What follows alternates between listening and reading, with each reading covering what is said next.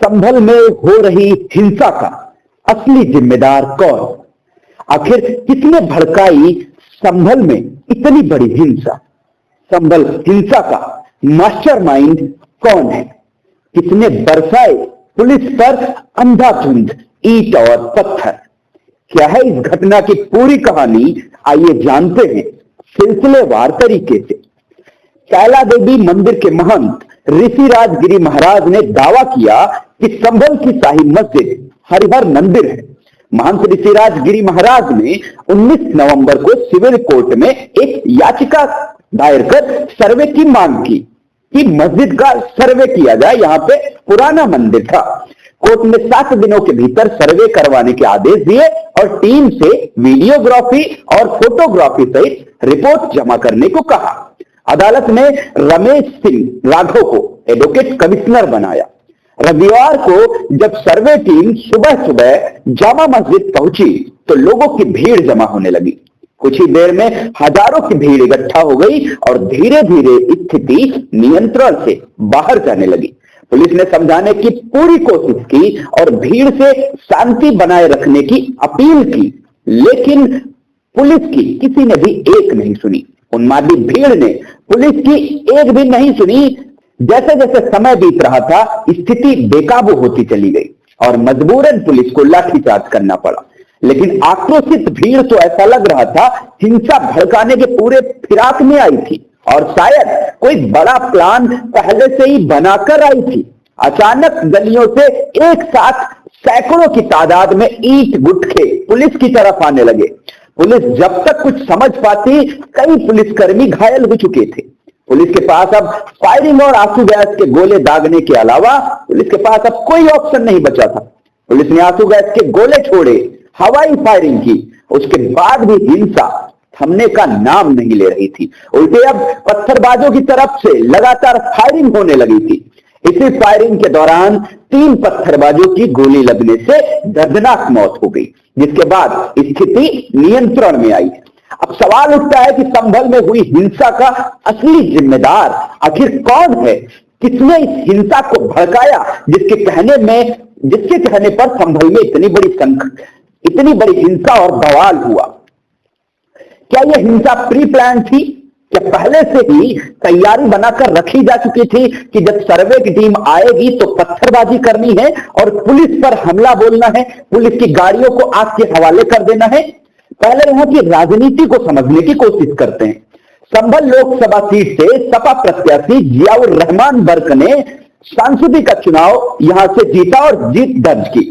तो वहीं पर यूपी में हुए उपचुनाव में 9 सीटें जिनमें उपचुनाव हुआ, वहां पर एक उपचुनाव संभल में भी हुआ जहां पर सपा की बुरी हार हुई। और यह विधानसभा जहां पर उपचुनाव हुआ यह संभल से ज्यादा दूर नहीं है, महज 30 किलोमीटर की दूरी पर ही यहां भी शनिवार को उपचुनाव के रिजल्ट आए थे। ऐसे में कई आरोप ये भी लग रहे हैं कि कहीं ये कोई सियासत माहौल बिगाड़ने की कोशिश तो नहीं की गई। कुछ भी हो, लेकिन आप इतना जान लो कि पत्थरबाजों ने बाकायदा सीसीटीवी तोड़ दिए थे ताकि किसी का चेहरा कैमरे में ना आए। इसलिए गली मोहल्लों के सारे सीसीटीवी कैमरों को पत्थरबाजों ने तोड़ डाला। ये एक बड़ी साजिश की तरफ इशारा जरूर करता है कि आखिर पत्थरबाजों से किसने कहा था कि हमला करने से पहले गली और मोहल्लों के जितने भी सीसीटीवी कैमरे लगे हैं उन्हें तोड़ देना, एक भी सीसीटीवी मत छोड़ना। अगर सीसीटीवी रहेगा तो साक्ष्य के आधार पे पत्थरबाज गिरफ्तार होंगे। पुलिस को रास्ते में गली मोहल्लों में कई पत्थर टूटे हुए मिले। यहां एक बात और गौर करने वाली है कि पुलिस कमिश्नर अंजनेय कुमार बार बार ये अनाउंस कर रहे थे कि नेताओं के चक्कर में पड़कर अपना करियर खराब मत करो। तो आखिर अंजनेय कुमार किन नेताओं की बात कर रहे थे? किन नेताओं के कहने पर यह हिंसा भड़की? यह सोचने का विषय है और जांच का विषय है। इस घटना को लेकर क्या कुछ कहा अधिकारियों ने, आइए एक एक करके जानते हैं। बीबीसी की खबर के मुताबिक मुरादाबाद के डिविजनल कमिश्नर अंजनेय कुमार सिंह ने कहा कि 11 बजे सर्वे खत्म करके जब टीम निकली तो 3 तरफ से समूहों ने पत्थरबाजी की, जिसके बाद पुलिस ने बल प्रयोग किया ताकि सर्वे टीम को सुरक्षित निकाला जा सके। उन्होंने बताया कि इस दौरान 3 तरफ से ग्रुप आमने सामने थे और उसी बीच गोलियां चली, जिसमें पुलिस अधीक्षक के पीआरओ के पैर में गोली लगी, डिप्टी कलेक्टर का पैर फ्रैक्चर हुआ है और 15-20 जवान भी घायल हुए हैं। इस गोलीबारी में 3 लोगों की मौत हुई है, जिनके नाम नईम, बिलाल और नौमान है। उन्होंने कहा कि तीनों शवों के पोस्टमार्टम की तैयारी हो रही है और स्थिति फिलहाल नियंत्रण में है। अभी तक पोस्टमार्टम हो भी चुका होगा, क्योंकि ये खबर कल की है जब उन्होंने अंजनी कुमार ने बीबीसी को ये बात बताई थी। उन्होंने यह भी बताया कि पथराव की घटना में 2 महिलाओं समेत 15 लोगों को हिरासत में लिया गया है और निश्चित रूप से उकसावे की कार्रवाई हो चुकी है। अब तक और गिरफ्तारियां भी हो चुकी होंगी। इनमें नई उम्र के लड़के और महिलाएं थी। ध्यान देने वाली बात यह है कि नई उम्र के लोग ज्यादा शामिल हुए। नाबालिग बच्चे इस भीड़ में, इस हिंसा में ज्यादा देखे गए। सर्वे का काम कोर्ट के आदेश से हो रहा था और शांतिपूर्ण चल रहा था। संभल के एसपी कृष्ण कुमार ने मीडिया से बातचीत के दौरान कहा कि भीड़ की ओर से फायरिंग की गई थी, जिसके जवाब में पुलिस ने भी फायरिंग की है। उन्होंने कहा कि पत्थरबाजी में कई जवान भी घायल हुए हैं।